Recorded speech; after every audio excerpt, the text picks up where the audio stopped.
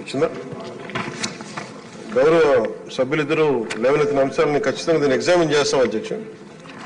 ఇది national centre for coastal research వారికి already తెలియజేశాం అధ్యక్ష. ముఖ్యంగా మన మత్స్యకార గ్రామాల్లో చాలా వరకు మన శ్రీకాకుళం జిల్లాలో కోతకు గురైన విషయం ఆల్రెడీ మా దృష్టిలో ఉంది అధ్యక్ష, తెలియజేశాం ఆల్రెడీ. అలాగే ఇంకో కీలకమైన అంశం ఏంటంటే ప్రజాప్రతినిధులు ఇన్వాల్వ్ చేయాలి. దానివల్ల ఇప్పుడు ఉదాహరణకి ఇప్పుడు వాటర్ రేవ్ కానీ ఈ ఎస్టీ యానం కానీ ఎస్సీ యానం కానీ గురించి చెప్పిన విషయాలు కూడా దృష్టిలో ఉన్నాయి అధ్యక్ష.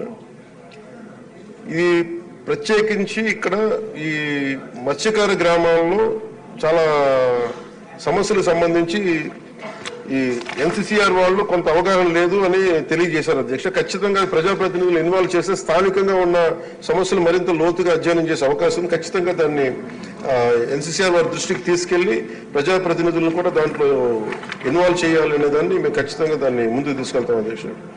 అలాగే వాటితో ప్రస్తావించిన ఆయిల్ వెల్స్ తవ్వకం కానీ లేదంటే ఈ పైప్ లైన్స్ వేయటం 34 పైప్ లైన్స్ వేయటం వల్ల కింద ప్రవాహం తీరుతెన్నులు మారుతూ ఉన్నాయి. దానివల్ల ఈ చమురు తట్టు కూడా బయటకు వచ్చి కొన్ని సందర్భాల్లో మత్స్య సంపద కూడా నశించిపోతుందన్న దృష్టిని కూడా తీసుకుని ఇది ఒక సమగ్ర తీర ప్రాంతం, ఒక కోస్టల్ లైన్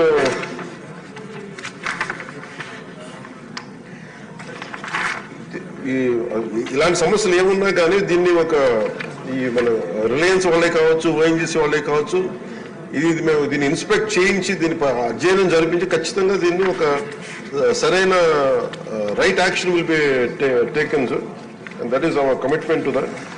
ఇది కాకుండా నేను మీకు గౌరవ సభ్యులందరూ కూడా నేను మాటిస్తున్నాను, ఈ రోజున నేను స్వయంగా ఉన్నతాధికార బృందంతో నేను మీ ఆయా ఎక్కడైతే సమస్యలు ముఖ్యంగా శ్రీకాకుళం తీర ప్రాంతంలో సంబంధించి ఎక్కడైతే సముద్రపు కోతకు గురవుతుందో ఇది నేను అమలాపురం కానీ ఇవన్నీ నేను పర్యటించి ప్రత్యేకించి నేను ఒకసారి నేను కూడా దీంట్లో భాగస్వామ్యం ప్రత్యక్షంగా తీసుకుంటాను మీకు తెలియజేస్తూ భవిష్యత్తులో మీకు ఇలాంటివి ఏమున్నా సరే we will be very proactive అని తెలియజేసుకోవాలి.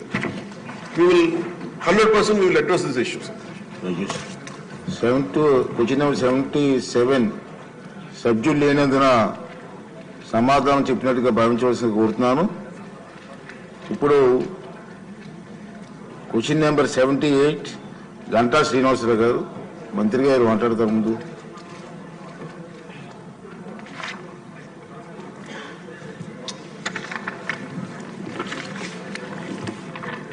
అధ్యక్ష, ఏ ప్రశ్నకి సమాధానం అవునండి, బి మరియు సి ప్రశ్నలకు సమాధానం వివరాలను సభా సమక్షంలో ఉంచడమైనది అధ్యక్ష.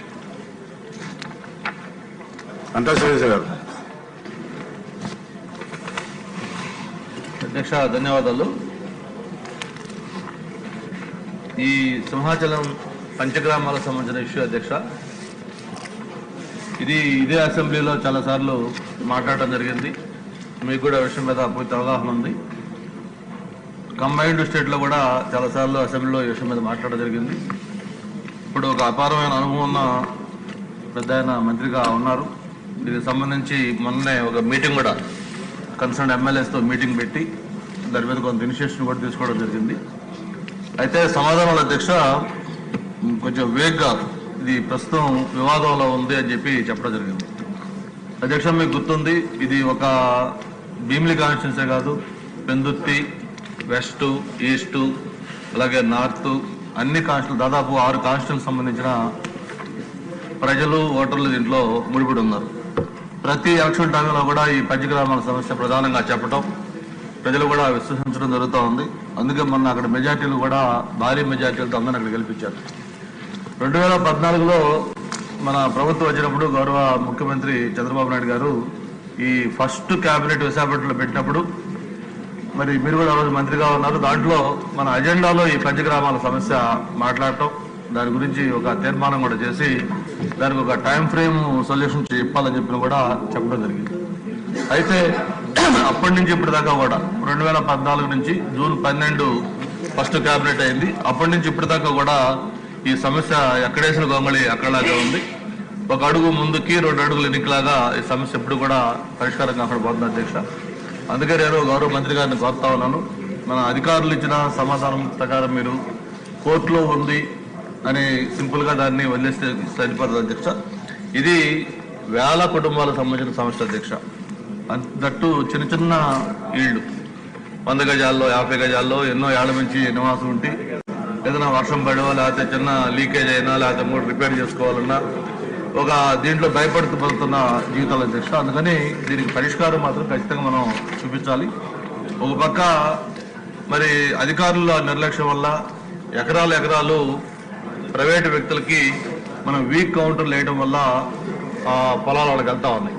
కానీ చిన్న ఎవరైతే నివాసం ఉంటున్నారో వేలాది మంది ఈ కుటుంబాలకు సంబంధించి ఒక పరిష్కార మార్గం ఖచ్చితంగా చూపించాలి. దీనికి కోర్టులో ఉంది అనేది పరిష్కారం కాదు. ఇది తప్పకుండా దీనికి సొల్యూషన్ రావాలంటే మినిస్టర్ గారు దాని మీద ఒక యాక్షన్ ప్లాన్ కూడా తీసుకోవాలని కోరుకుంటూ, దీనికి ప్రభుత్వం ఆల్టర్నేటివ్ ల్యాండ్ ఎంత ల్యాండ్ అయితే దేవస్థానంకి పోతుందో దీనివల్ల దానికి ఆల్టర్నేటివ్ ల్యాండ్ కూడా ఈరోజు డిస్ట్రిక్ట్ అడ్మినిస్ట్రేషన్ చూపించారు. దాన్ని వాళ్ళకి ఇస్తామని కూడా చెప్పారు. దీన్ని వెంటనే మినిస్టర్ గారు రిజిస్ట్రేషన్ తీసుకోవాలని కోరుకుంటూ, మీకు గుర్తుంది గతంలో చంద్రబాబు నాయుడు గారు ముఖ్యమంత్రి కావడంగా విశాఖపట్నంలో ఎవరైతే ఈ ప్రభుత్వ స్థలాల్లో నివాసం ఏర్పరచుకున్నారో ఎంక్రోచ్మెంట్స్ కానీ ఇంకోటి కావచ్చు, అవన్నీ కూడా మనం రెగ్యులరైజ్ చేసాం. అవి ఎండోమెంట్స్ అయినా రెవెన్యూ అయినా లేకపోతే ఇంకోటైనా కూడా దాదాపు 1,00,000 మంది కుటుంబాలకి మనం ఆ రోజు పట్టాలు పంపిణీ చేసాం. మరి అటువంటిది ఈరోజు సింహాచలం దేవస్థానం పరిధిలో ఒక అధికారి తప్పు వల్ల ఆ పట్టాల వివాదం అయితే దాన్ని ఇన్ని రోజులు పరిష్కారం చేయకుండా పెండింగ్ పెట్టడం కరెక్ట్ కాదు. పోతే 50 గజాల్లో ఆ స్థలం ఉంటే దాన్ని ఇల్లు ఉంటే దాన్ని ఏం చేయాలో వాళ్ళకి అర్థం కావట్లేదు. కాబట్టి దాన్ని వెనక్కి జరిపి వాళ్ళు కట్టుకోవాలంటే మళ్ళీ అధికారులు వచ్చి అటు జిఎంసీ కావచ్చు ఎండోమెంట్స్ కావచ్చు దాన్ని ఒప్పుకోవట్లేదు. కాబట్టి దానికి తాత్కాలికంగా మీరు దీనికి పర్మనెంట్ సొల్యూషన్ ఇచ్చే లోపు ఎవరైతే అక్కడ నివాసాలు ఈ రోడ్డు వైడింగ్ వల్ల డిస్టర్బ్ అయ్యాయో వాళ్ళు కట్టుకోవాలంటే దానికి అధికారుల నుంచి అభ్యంతరాలు లేకుండా ఒప్పుకోవాలి. గౌరవ ముఖ్యమంత్రి గారు విశాఖపట్నం వచ్చినప్పుడు అందరూ ఎమ్మెల్యేలందరూ కూడా చెప్పాం. దాన్ని చెప్తే ఆయన ఆ రోజు జిల్లా కలెక్టర్ గారికి అధికారులకు ఆదేశాలు ఇచ్చారు. ఎవరైతే రిపేర్లు అయ్యి చేసుకోవాలనుకుంటున్నారో వాళ్ళని అనుమతించమని చెప్పని. బట్ ఆచరణలో కొంచెం ఇబ్బందులు వస్తున్నాయి కాబట్టి కన్సర్న్ మినిస్టర్